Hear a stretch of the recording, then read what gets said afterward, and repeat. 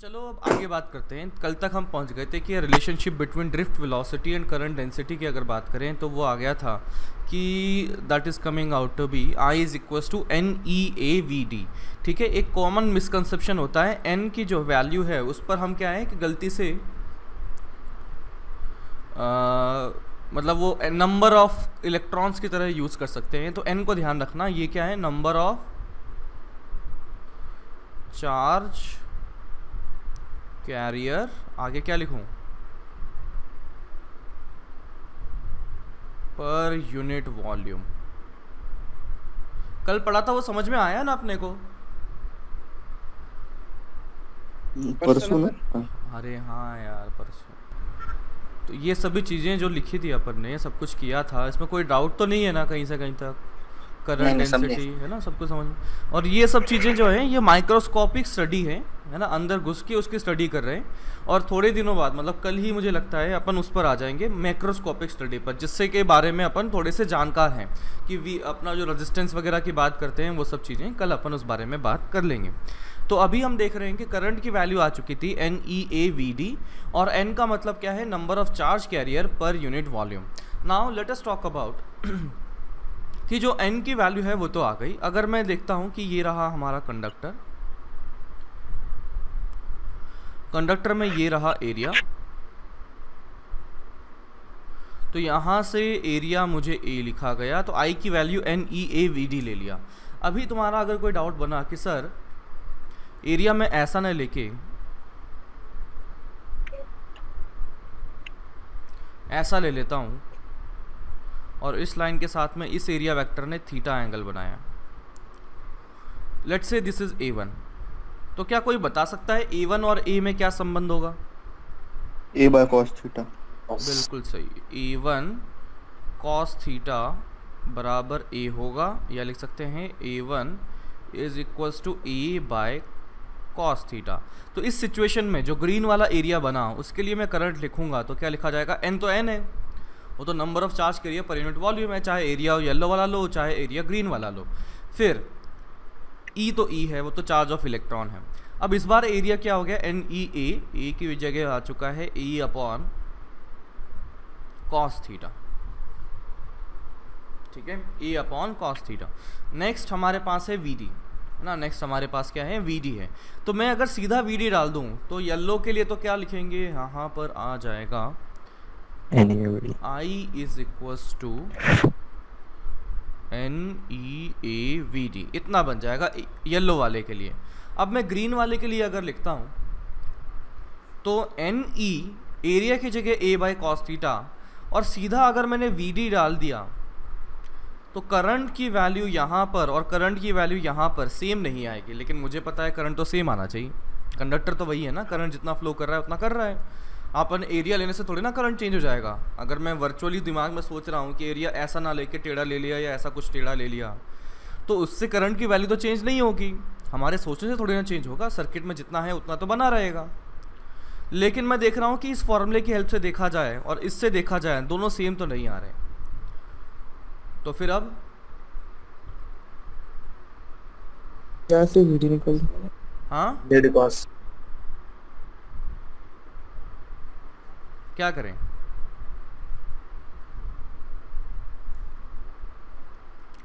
कुछ तो बोल दो भाई। चेंज करना पड़ेगा। बिल्कुल सही, यहाँ पर वीडी ऐसा था तो मैं देखता हूँ कि वीडी यहाँ पर जो होगा वो भी इधर ही होगा।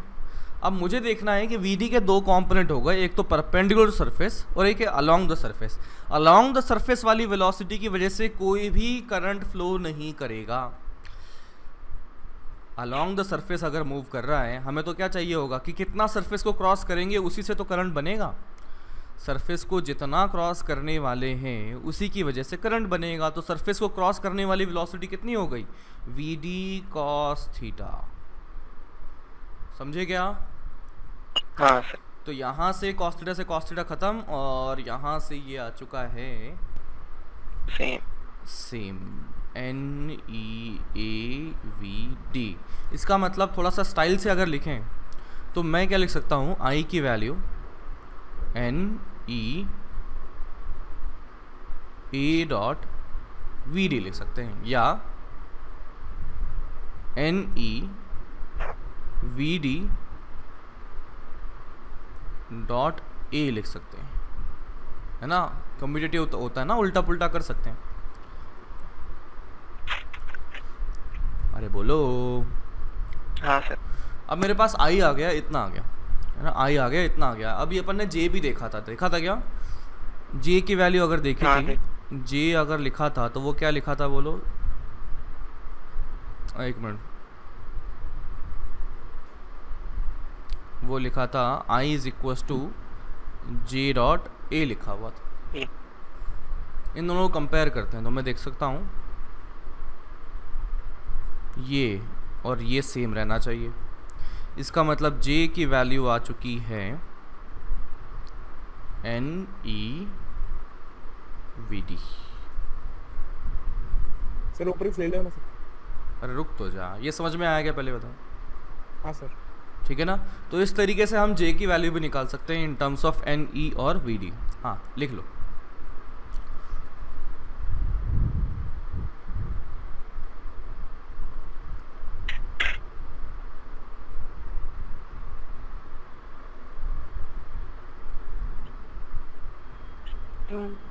डन।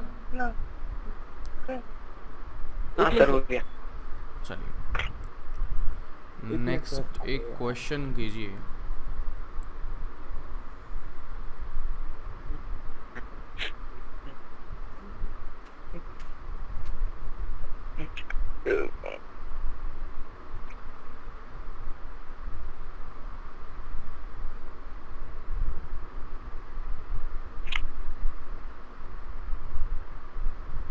यहाँ का एरिया A1, इलेक्ट्रिक फील्ड मैंने लिख दिया E1, और यहाँ का J लिख दिया मैंने J1। और क्या होगा, करंट तो करंट ही रहेगा, यानी कि I तो सेम ही रहेगा। स्टेडी स्टेट में देख रहे हैं I की वैल्यू सेम रहेगी, ठीक है। और ये VD कर दिया VD1।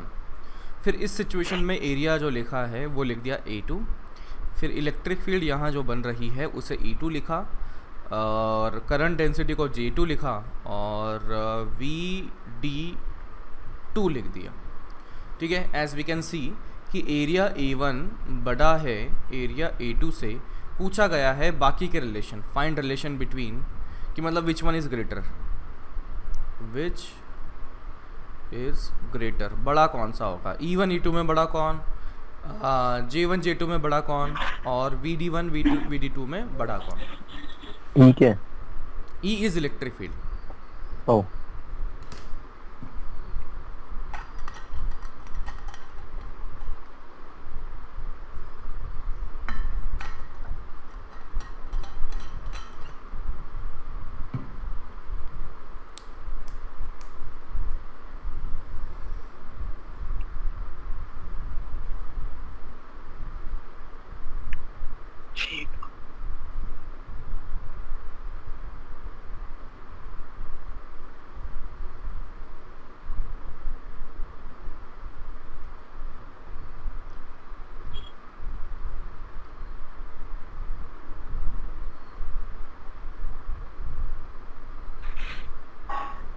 J1 VD1 दोनों छोटे हैं। J1 और VD1 छोटे हैं, हाँ सर। ठीक है। और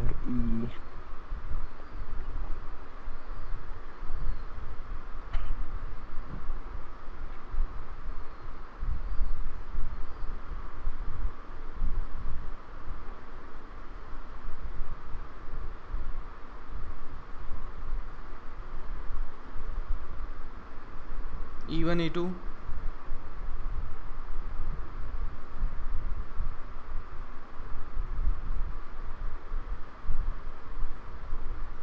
E2 बड़ा है।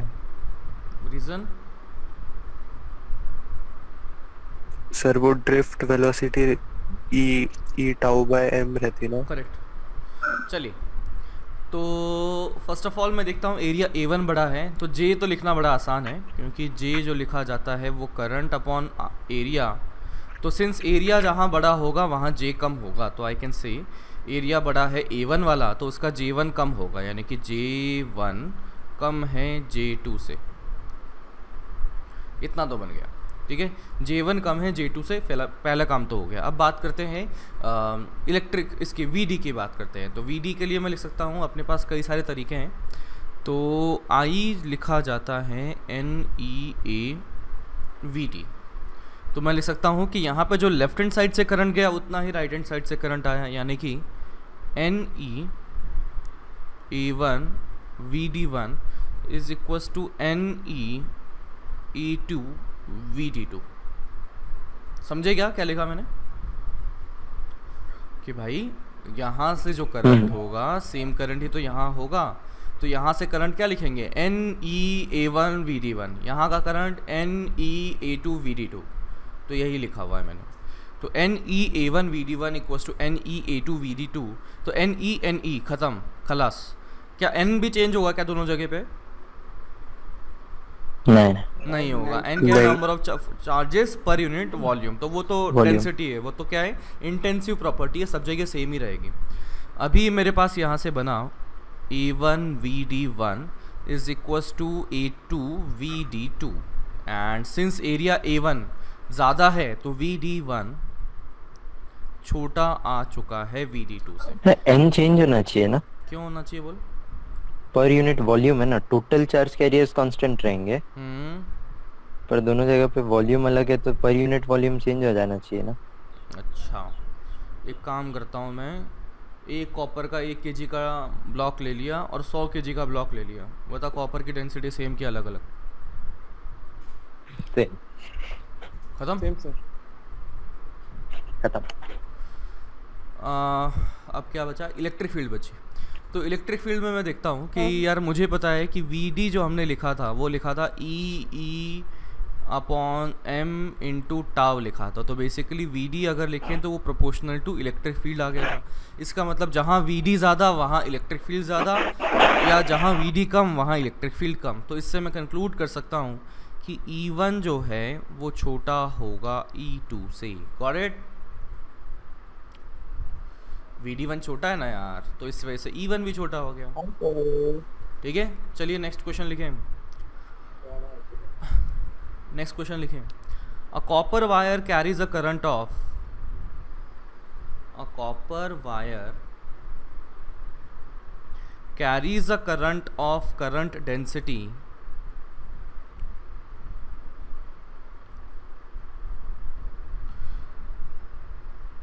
current density J, current density J,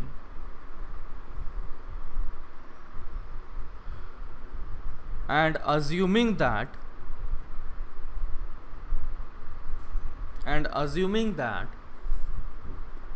one free electron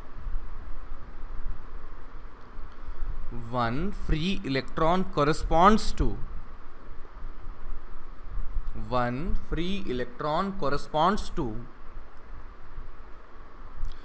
one copper atom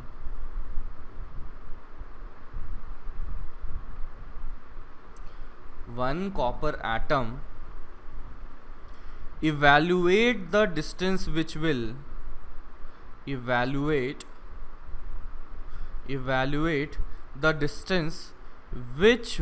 be covered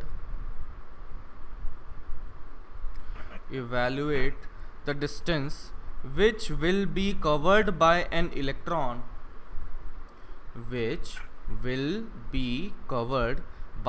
electron during its displacement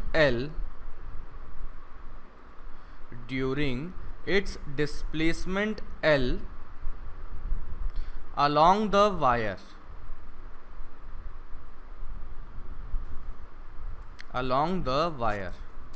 Density of the material is rho, and molecular weight is capital M.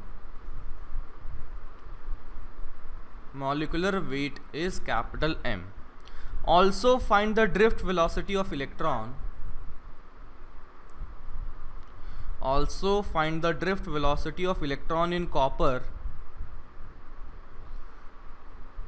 In copper wire given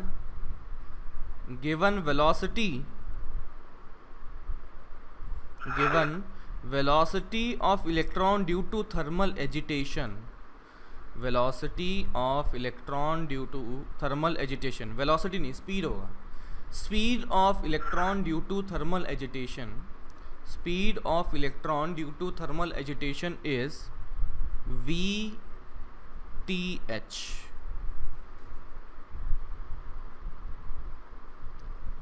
VTH.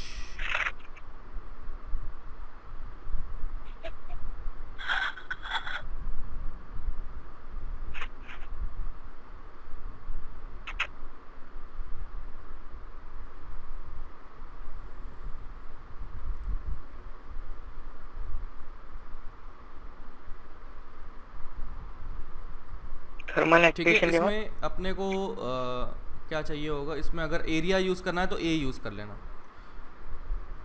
ठीक है ना। Area की अगर कहीं ज़रूरत पड़ रही है तो ए यूज़ कर लेना।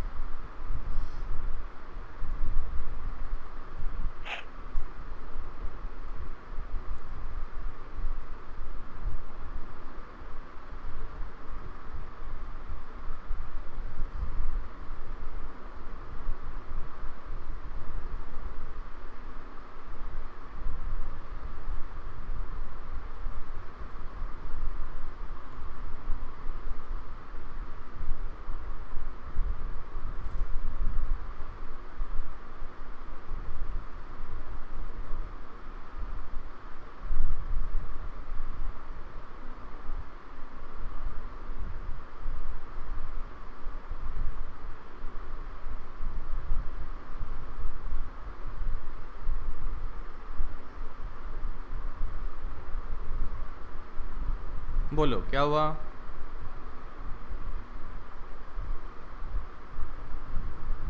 So drift velocity G into m upon rho E A into Avogadro number. Small N कैसे निकाला आपने? स्मॉल एन चाहिए होगा ना, स्मॉल एन कैसे निकाला? सही लग रहा है मुझे निकाला हुआ, कैसे निकाला? सर वो अभी मतलब एक कॉपर है, मतलब यूनिट वॉल्यूम में कितने कॉपर रहते हैं, वो रो है ना, उसकी डेंसिटी है ना, तो उतने करस्पॉन्डिंग इलेक्ट्रॉन्स हो गए। बिल्कुल बिल्कुल। चलिए शुरू करते हैं। तो n का मतलब क्या है? n का मतलब है नंबर ऑफ फ्री इलेक्ट्रॉन्स पर यूनिट वॉल्यूम हो जाएगा। अब मैं बात करता हूँ रो का मतलब क्या है। ये है, मैं अगर लिखता हूँ मास पर यूनिट वॉल्यूम, ये है रो, ठीक है। तो यानी कि पर यूनिट वॉल्यूम में इतना मास है। तो मैं बात करता हूँ कि मोल्स पर यूनिट वॉल्यूम अगर लिखना हो तो बताइए क्या लिखें?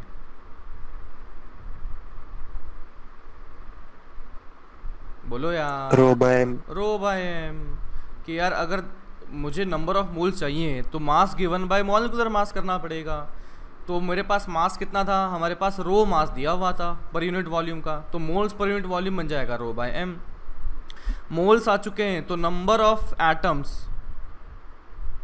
नंबर ऑफ एटम्स पर यूनिट वॉल्यूम, बोलो कितना लिखा जाएगा? रो बाय कैपिटल एम इंटू, बोलो एन ए। इतने मोल आ चुके हैं तो नंबर ऑफ मॉलिक्यूल्स में कन्वर्ट करना है तो इनटू एन ए करना पड़ेगा। तो अगर मैं देखता हूँ कि एक एटम ने एक फ्री इलेक्ट्रॉन दिया तो मैं लिखता हूँ नंबर ऑफ फ्री इलेक्ट्रॉन पर यूनिट वॉल्यूम कितना आ चुका है, ये इतना ही रहेगा। क्यों? क्योंकि एक एटम ने एक इलेक्ट्रॉन दिया। तो मेरे पास ये आ चुका है, स्मॉल एन की वैल्यू आ गई, rho upon capital M into N A. Now मुझे चाहिए था इसके करंट वगैरह की चीज़ में, तो मेरे को क्या चाहिए?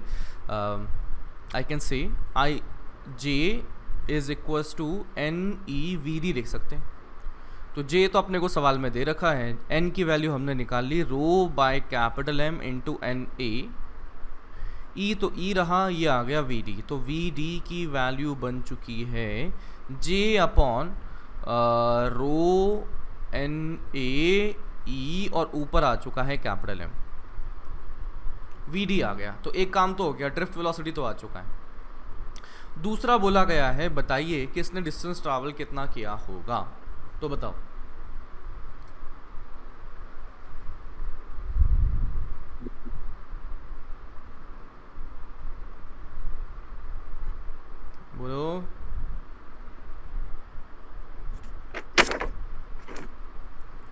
डिस्टेंस ट्रैवल्ड,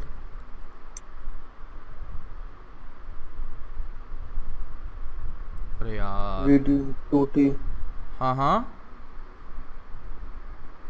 बोलो।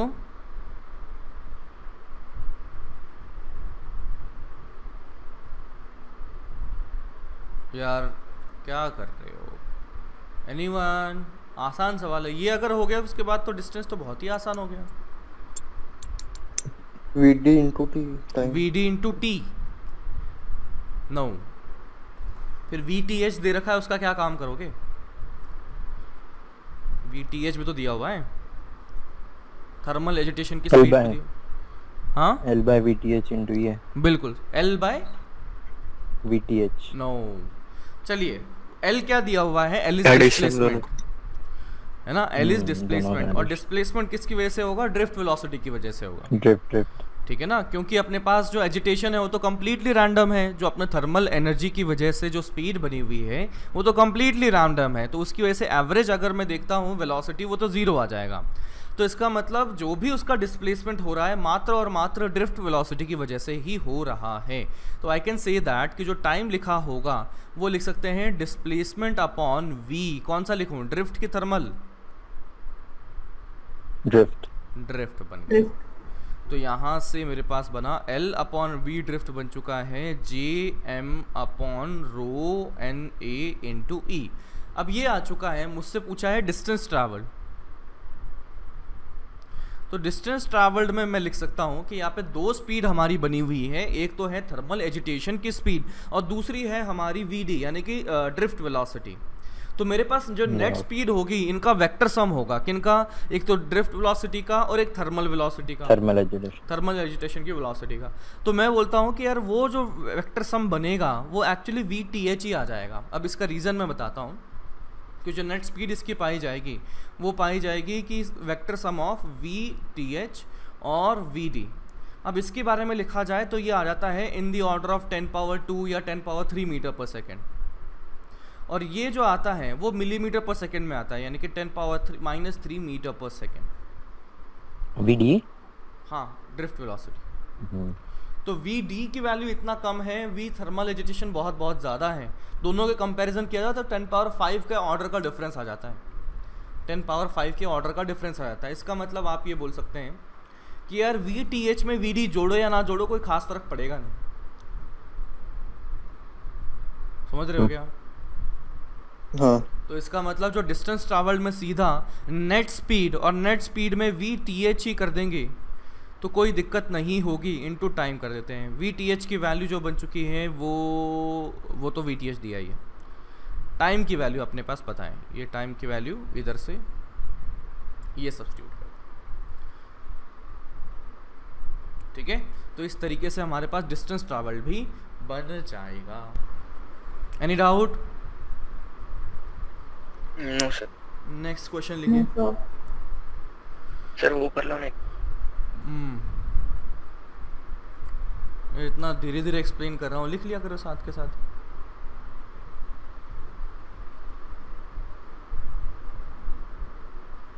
डन। सर इसके भी ऊपर ले 2 मिनट। उसके ऊपर तो पिछला सवाल था यार, यहाँ से सवाल शुरू हुआ है।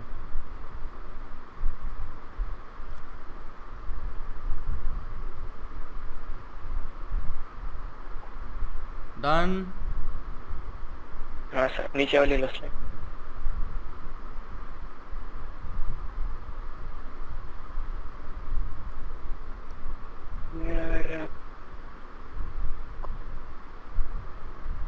दो मिनट ऊपर ला, स्क्रीनशॉट लेना। यार अच्छा,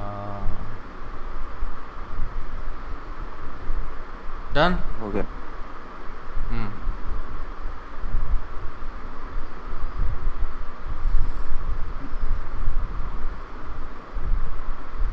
नेक्स्ट क्वेश्चन, इसमें लिखें find the total moment of electron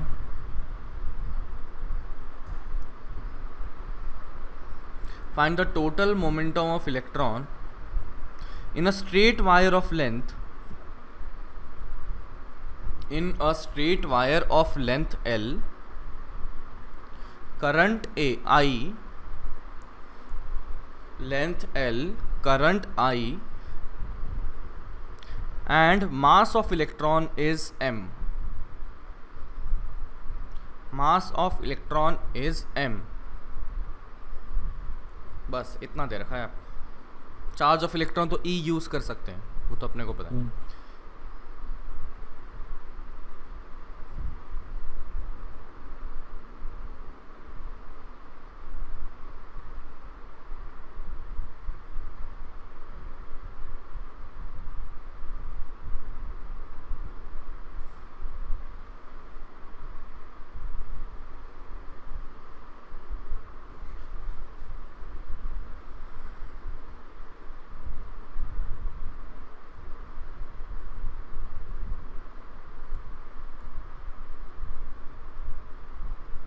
sir m into Y divide by NE by 2 pi RL. नहीं बच्चा, R तो R क्या है?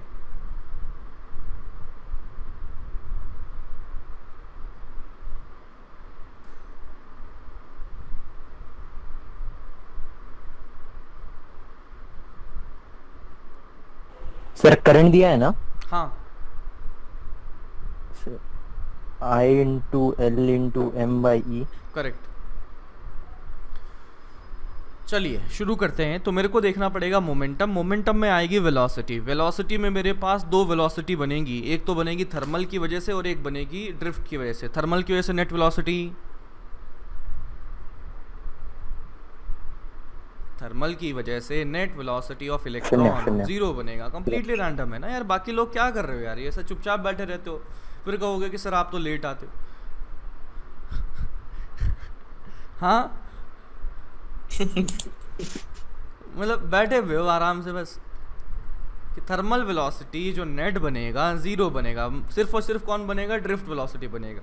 ड्रिफ्ट वेलोसिटी की मैं बात करता हूँ तो ड्रिफ्ट में मोमेंटम अगर लिखा जाए तो वो लिखा जाएगा momentum P is equals to total number of particles जितने भी बने.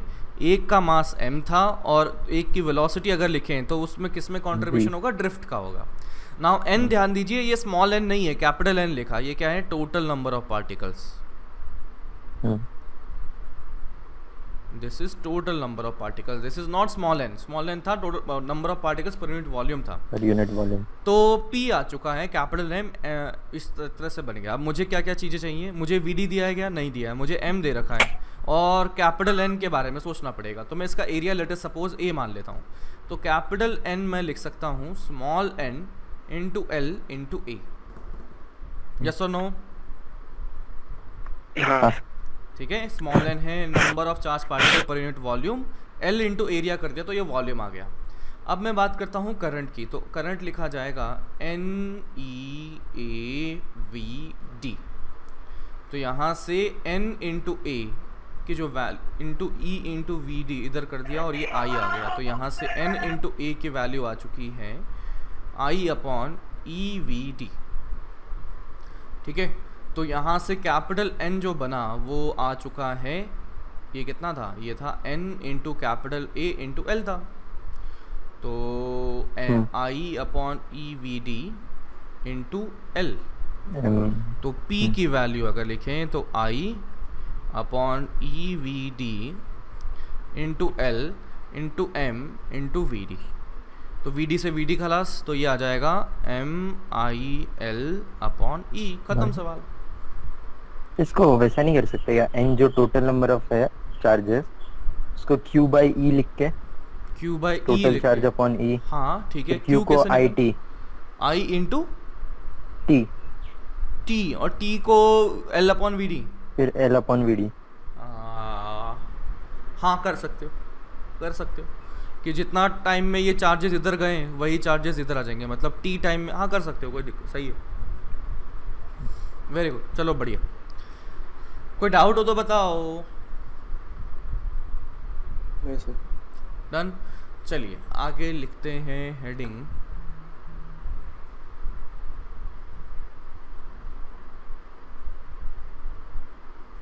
Ohm's law.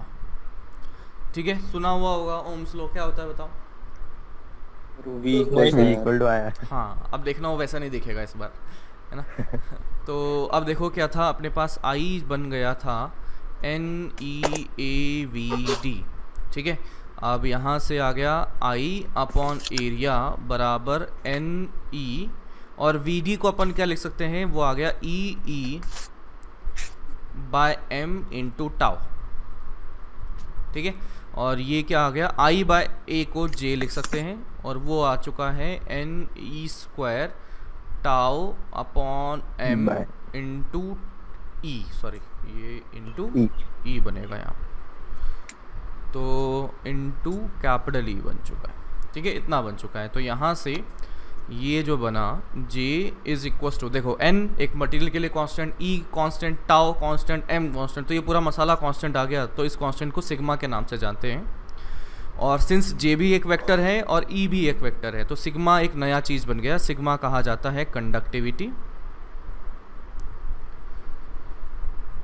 ठीक है, सिग्मा कहा जाता है कंडक्टिविटी, और इसकी वैल्यू बन चुकी है NE square tau upon M। Now let us think about कि यार ये कंडक्टिविटी किस पर डिपेंड करेगा, तो वो किस पर दिख रहा है, एक तो N पर दिख रहा है, E तो चलो कांस्टेंट रहता है, ठीक है, टाउ दिख रहा है, और M तो क्या है, मास ऑफ इलेक्ट्रॉन, वो भी चलिए सभी के लिए कांस्टेंट बनेगा। यानी कि N और टाउ अलग अलग मटेरियल के लिए अलग अलग होंगे। N की वैल्यू हर एक मटेरियल के लिए अलग आएगी, सबकी प्रॉपर्टी होती है यानी कि अलग अलग, कॉपर के लिए कुछ और, सोडियम के लिए कुछ और, फलाना फलाना फलाना। तो N क्या है, मटेरियल पर डिपेंड करेगा। टाउ ये था रिलैक्सेशन टाइम, किस चीज़ पर डिपेंड करेगा,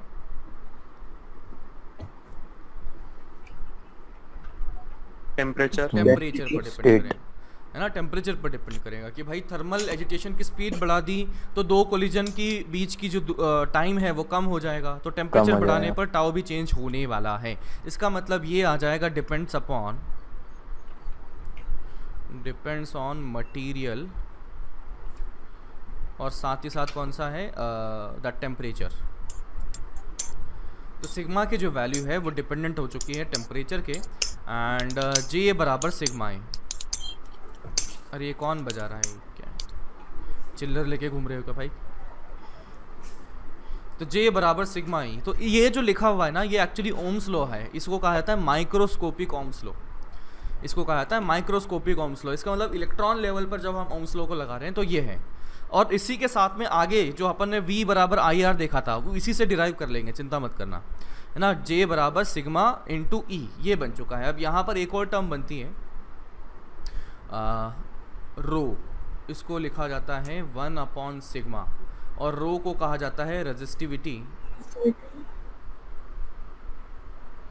या क्या कहा जाता है, स्पेसिफिक रेजिस्टेंस,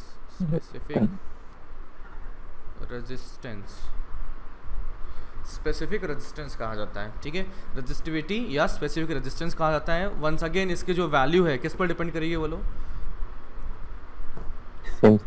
सिग्मा पर डिपेंड कर रही है, और सिग्मा डिपेंड कर रहा है मटेरियल एंड टेम्परेचर पर। तो ये आ गया डिपेंड्स ऑन मटेरियल टेम्परेचर, आवाज अटक रही है, ठीक है, मटेरियल एंड टेम्परेचर बच चुका है। अरे क्या चाह रहे हो भाई? तो J की वैल्यू मेरे पास यहाँ से बन गई, J बराबर सिग्मा E, और इसको लिख सकते हैं 1 बाय रो E, और यहाँ से लिख सकता हूँ E बराबर रो इंटू J। तो ये सभी चीज़ें microscopic form of Ohm's law कहा जाता है। समझ में आ रहा है क्या बोलो? लिख लो चलो।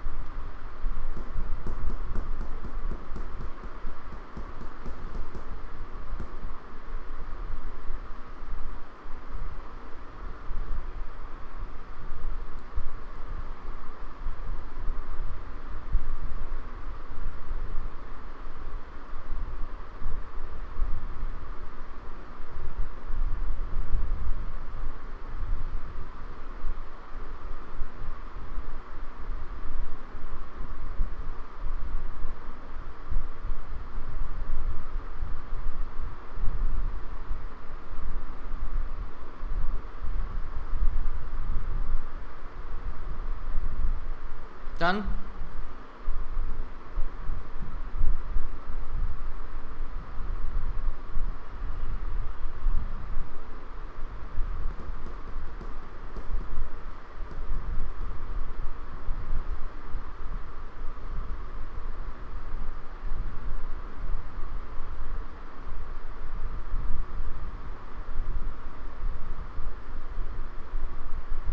लिख लिया।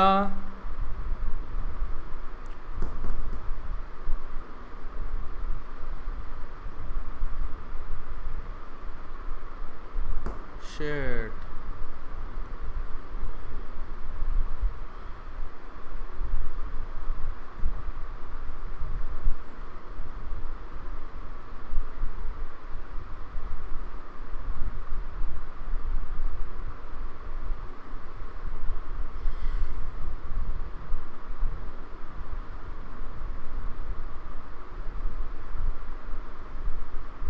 चलिए रो की बात आ गई, हमारे पास इलेक्ट्रिक फील्ड बन गया। चलिए अब मैं रो की वैल्यू अगर लिखना चाहूँ तो रो कितना बन जाएगा, रो हमारे पास 1/सिग्मा और वो बन चुका है m upon n e square tau. तो अभी क्या है कि यहाँ पर हम फंडे देख रहे हैं कि भाई ये कैसे डिपेंड कर रहा है बाकी सभी चीज़ों पर। तो मैं देखता हूँ कि यार ये जो है, अगर इफ़ टेम्परेचर बढ़ा दिया जाए, टेम्परेचर को इंक्रीज कर दिया जाए, इसका मतलब टाउ की वैल्यू बताइए क्या होगा, इंक्रीज की डिक्रीज? डिक्रीज करेगा। टाउ की वैल्यू डिक्रीज करेगा। तो यहाँ पर मैं देख सकता हूँ कि जो रो की वैल्यू है, वो कितना है, m upon n e square tau. ये समझ में आया ना टाउ कैसे कम हुआ? इसका मैं फंडा बताता हूँ कि v थर्मल वो बढ़ जाएगा, v थर्मल कम हुआ तो टाउ की वैल्यू कम हो जाएगी। टाउ की वैल्यू कम हुई तो डिनोमिनेटर में टाउ कम हो गया। अब बात करते हैं n में, स्मॉल n की बात करते हैं। तो स्मॉल n में बात करता हूँ कि यार यहाँ पर बहुत ही माइन्यूट सा चेंज आता है in case of conductor for n। Repeat कर रहा हूँ कि टेम्परेचर बढ़ा दिया जाए तो n की वैल्यू में बहुत माइन्यूट सा फ़र्क पड़ता है और टाउ का जो फ़र्क है, टाउ का जो वैल्यू है वो ज़्यादा डोमिनेट कर जाती है। ठीक है ना, ये थोड़ी सी बात केमिस्ट्री वाली कर रहा हूँ, ध्यान से सुनना फिर से, कि यहाँ पर इफेक्टिवली m और e स्क्वायर, तो ये तो कांस्टेंट है, तो बचा कौन, n और ये टाउ बचा हुआ है। तो in case of conductor n का जो वैल्यू है वो लगभग सेम सा ही बना रहता है, थोड़ा सा ही, बहुत ज़्यादा फ़र्क नहीं पड़ेगा, थोड़ा सा ही इफेक्ट इस पर आने वाला है। नाउ बात करते हैं टाउ की। तो टाउ हमारे पास डेफिनेटली कम हो चुका है, तो मैं लिख सकता हूँ फॉर कंडक्टर टाउ अगर कम हुआ तो डिनोमिनेटर कम हुआ, डिनोमिनेटर कम हुआ तो रो की वैल्यू बढ़ गई।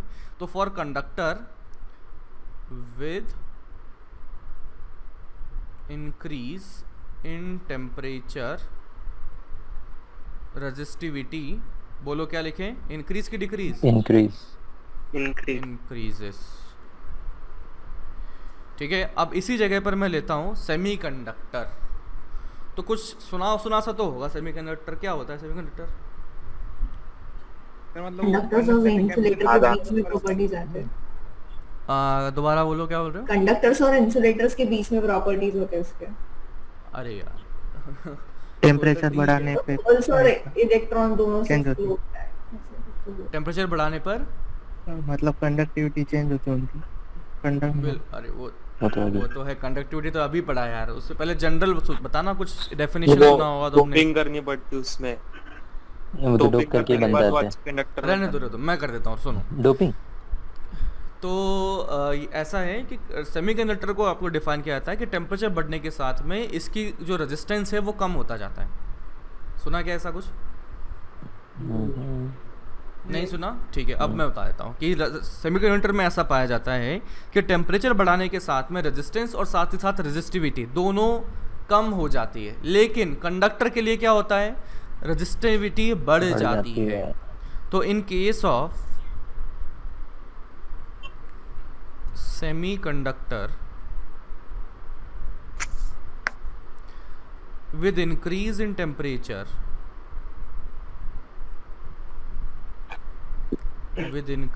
temperature, resistivity rho decreases।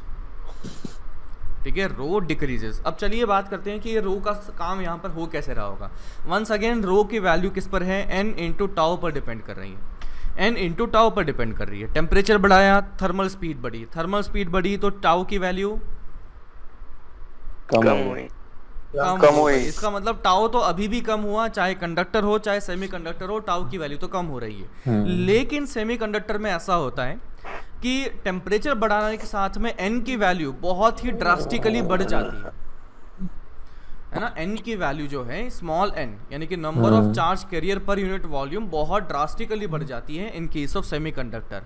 तो ये तो बढ़ा, कैपिटल स्मॉल n तो बढ़ा और टाउ कम हुआ। तो ओवरऑल अगर देखा गया सेमीकंडक्टर पर कि भाई n का इफेक्ट डोमिनेट कर गया, n की वैल्यू ज़्यादा बढ़ी, टाउ की वैल्यू कम हुई। समझे क्या? तो इनका ओवरऑल इफेक्ट जो है डिनोमिनेटर को इसने बढ़ा दिया। तो दैट इज वाई यहाँ पर रो की वैल्यू इसकी कम होती हुई पाई गई। समझे क्या? Yes sir. तो यहाँ पर अपने खुद की लैंग्वेज में लिख पाएंगे इसको, क्या लिखना है कि भाई ऐसा क्यों हुआ। हिंदी, मराठी, इंग्लिश, गुजराती जैसा चाहे लिख सकते हो, है ना। सेमीकंडक्टर के केस में ऐसा क्यों हुआ और कंडक्टर के केस में ऐसा क्यों हुआ, ठीक है, खुद से आप लिख लीजिए एक बार।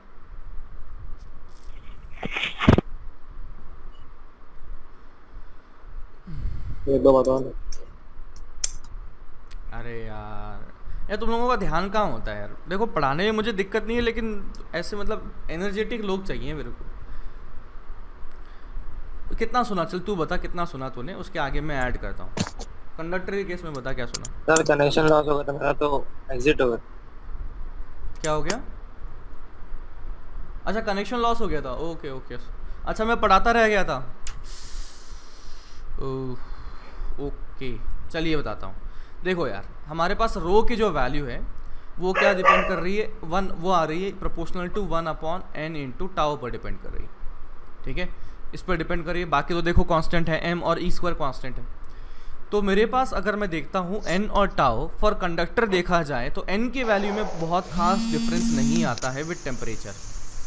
n की वैल्यू में टेम्परेचर के साथ में कोई खास अंतर नहीं आता है। बात करते हैं टाउ की वैल्यू। टाउ क्या है? Relaxation time. टेम्परेचर बढ़ाया गया तो थर्मल स्पीड बढ़ी कि कम हुई? बढ़ी। थर्मल स्पीड बढ़ी तो यहाँ पर टाउ की वैल्यू कम हुई। टाउ की वैल्यू कम हुई तो डिनोमिनेटर ओवरऑल कम हो चुका है। किसके लिए? कंडक्टर के लिए। तो डिनोमिनेटर कम हुआ तो ओवरऑल वैल्यू बढ़ी कि कम हो गई?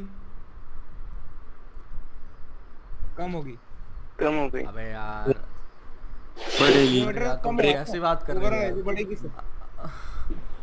ओवरऑल वैल्यू बढ़ जाएगी। डिनोमिनेटर कम हुआ ना, नीचे का माल कम हो गया तो ओवरऑल वैल्यू बढ़ जाएगी। तो इसका मतलब मैं देखता हूँ टेम्परेचर बढ़ने के साथ में कंडक्टर की वैल्यू, कंडक्टर में रो की वैल्यू इंक्रीज कर रही है।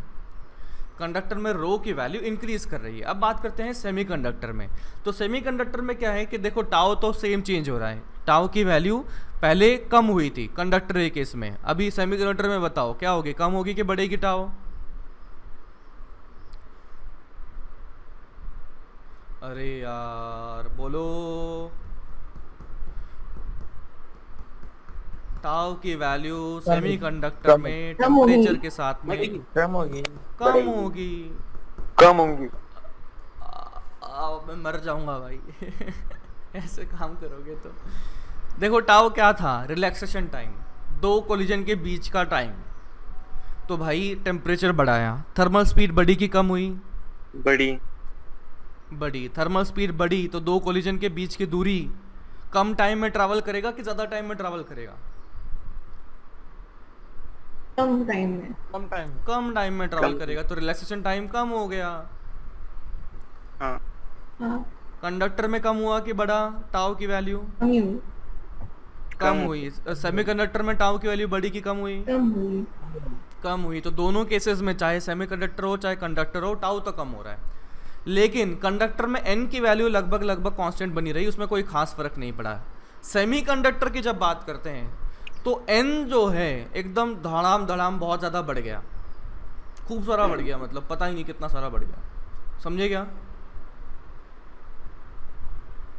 यस सर ए, हाँ, बोलना सीख लो रे। तो n अगर बढ़ा, टाउ कम हुआ और n की वैल्यू खूब ज़्यादा बढ़ गई तो डिनोमिनेटर बढ़ गया इस बार, समझे क्या? हाँ डिनोमिनेटर वाली। तो सेमीकंडक्टर के लिए डिनोमिनेटर बढ़ गया तो ओवरऑल वैल्यू बताओ, बड़ी की कम हुई? कम हो गई। रो कम हो गई। कम हो गई तो रो डिक्रीजेज। ठीक है, अब इसके बाद में एक्सप्लेनेशन खुद से लिख लो, मराठी, हिंदी, इंग्लिश, गुजराती, चेन्नई, जो भी लिखना है लिख लो। चेन्नई मतलब कन्नड़, सॉरी। अरे सभी लोग महाराष्ट्र से ही होंगे अपने पास, है ना? हाँ सिवाय सर। इसके स्वप्निल। हाँ सर। स्वप्निल, नहीं सर, स्वप्निल देखो बंगाली आती है ना? हाँ लिखना भी आता है क्या? नहीं सर। क्या सर? हाँ क्या? क्या क्या तुझसे कौन पूछ रहा है भाई? सर मुझे भी नहीं, मेरी बंगाली। तेरी आवाज बहुत कम आ रही है। हाँ सर, मेरी बंगाली वो बोला कुछ सर। काम की चीज नहीं थी, चिंता मत कर, काम का नहीं था कुछ। हाँ बोल दो सर। बोल रहा सर, आपने पूछा ना बाहर से कौन?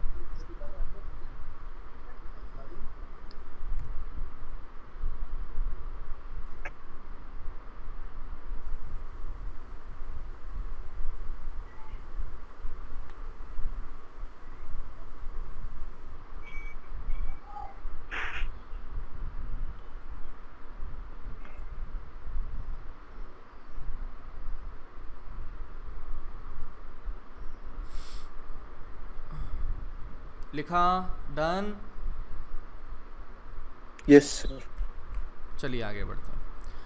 नाउ सर एक मिनट रेजिस्टेंस, और बहुत टाइम लगा दिया मैंने उसको लिखने में। अब screenshot. Should I comment down? Of a conductor,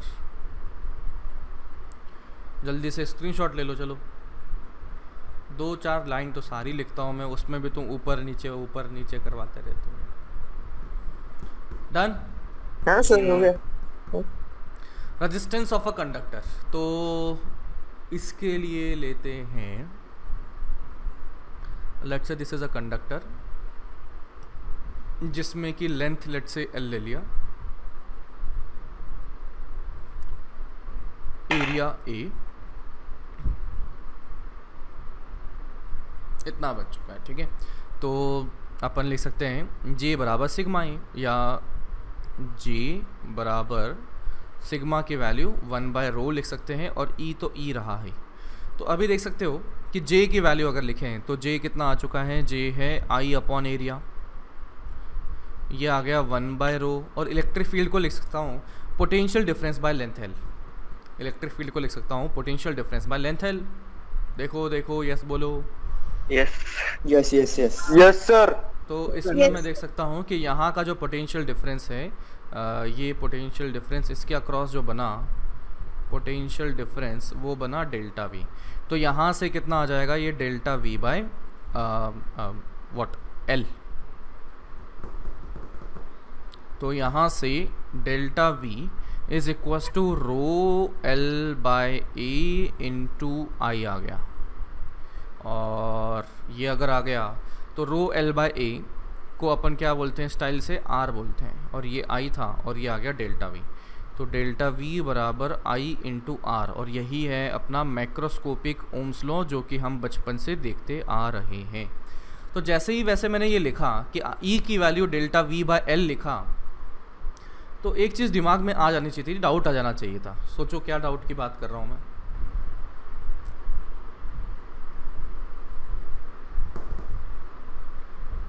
बोलो। डाउट भी मुझे ही बताना पड़ रहा है, तब तुम पूछोगे।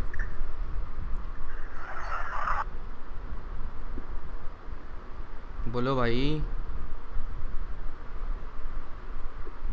अरे ये करंट फ्लो कर रहा है ना, करंट फ्लो कर रहा है तो चार्जेस रेस्ट पर हैं कि मूविंग है? मूविंग है। लेकिन हमारे पास तो E बराबर डेल्टा V/L तो तब लगाते थे जब हमने इलेक्ट्रोस्टैटिक में पढ़ा था, यानी कि चार्जेस स्टेशनरी थे। हाँ सर। तो क्या सर सीधी चीज़ें वहाँ से यहाँ लगा सकते हैं क्या? ये डाउट आ जाना चाहिए था। या चार्जेस मूविंग थे तो सर ये सीधा यहाँ पर लगा पाएंगे क्या? ऐसे कैसे लगा दिया आपने? तो वंस अगेन आप तो गधे हो, आप तो पूछोगे नहीं, मुझे ही बताना पड़ेगा कि डाउट क्या पूछना है और मैं ही बताऊंगा कि आंसर भी क्या है ना? तो देखो यार, यहाँ पर क्या है, जब भी हम ये बात कर रहे हैं तो किसकी बात कर रहे हैं? स्टेडी स्टेट की बात कर रहे हैं, है ना? स्टेडी स्टेट की बात कर रहे हैं। तो स्टेडी स्टेट की बात की तो आई कैन से दैट कि यहाँ पर जो करंट फ्लो कर रहा है उसकी वैल्यू जितनी आ रही है उतनी जा रही है, ठीक है? जितनी आ रही है उतनी जा रही है। इसका मतलब जिसके अंदर का चार्ज ना तो इंक्रीज कर रहा है ना ही डिक्रीज कर रहा है, जितना भी है, चाहे 0 हो, चाहे 1 हो, चाहे 2 हो, जितना भी है वो ना तो इंक्रीज कर रहा है ना डिक्रीज कर रहा है। बोलो। हाँ सर। तो इसका मतलब ये सिचुएशन ऐसी बनी हुई है कि इसके अंदर का चार्ज जो है बिल्कुल वैसा का वैसा ही बना हुआ है ना। मतलब ये समझ सकते हो कि यहाँ का जो चार्जेस हैं उनकी वैल्यू कांस्टेंट बनी हुई है, क्योंकि स्टडी स्टेट में है ना कि मतलब 1 सेकंड बाद देखो, 1 सेकंड बाद देखो, 1 सेकंड बाद देखो, 1 सेकंड बाद देखो, उसके बाद में आपको जो फोटो दिख रहे हैं ना वो सारे 1-1 सेकंड बाद वाले फोटो सब सेम दिख गए। हाँ। समझ रहे हो क्या मैं क्या कहना चाह रहा हूँ? हाँ सर। तो इसका मतलब यहाँ पर जो चार्जेस हैं बिल्कुल वैसे ही बने हुए हैं जैसे स्टेशनरी होते। हाँ। हाँ। तो इसका मतलब अपन ये लगाने में अपने को दर्द नहीं होगा,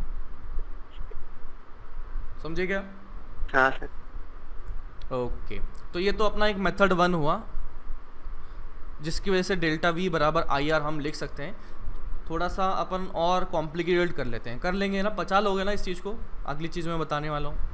हाँ सर। हाँ सर। वैसे इससे काम हो जाएगा, इतना हाँ भी सर। आता है तो जेई निकल जाएगा अपना, कोई दिक्कत नहीं है। लेकिन थोड़ा सा अगर मान लो ओलंपियाड की अगर बात करें, अपने में से कोई देने का इंटरेस्टेड है क्या ओलंपियाड? हाँ सर। या ऐसे मज़े में ही बोल रहे हो? ना सर। यार नहीं है ना। एक काम करते हैं, अभी टाइम हो गया अपना समाप्त, है ना? अपना टाइम समाप्त हो गया। अभी आपके सर आ जाएंगे, आनंद सर, बीच में छूट जाएगा अपना। तो इसको नोट कर लो 2 मिनट। इसको नोट कर लो पहले ही। ऊपर क्या लिखा था मैंने यार? ऊपर यही तो लिखा था, कितनी बार तो इसको लिखा। तो शर्म आनी चाहिए यार तुम लोगों को कि कोरोना के साथ सर वो भी चला जाएगा। मैंने ठीक है ना? नहीं था वो। तो चलिए आज की क्लास में इतना ही रखते हैं। अपना होमवर्क है ग्रेविटेशन की जेई मेंस वाली एक्सरसाइज कंप्लीट करना, ग्रेविटेशन जेई मेंस वाली एक्सरसाइज, और उसमें अगर सवाल कम हो रहे हैं तो जेई एडवांस के कुछ सवाल भी कर लीजिएगा, ठीक है? तो चलिए आज की क्लास में इतना ही, मिलते हैं कल और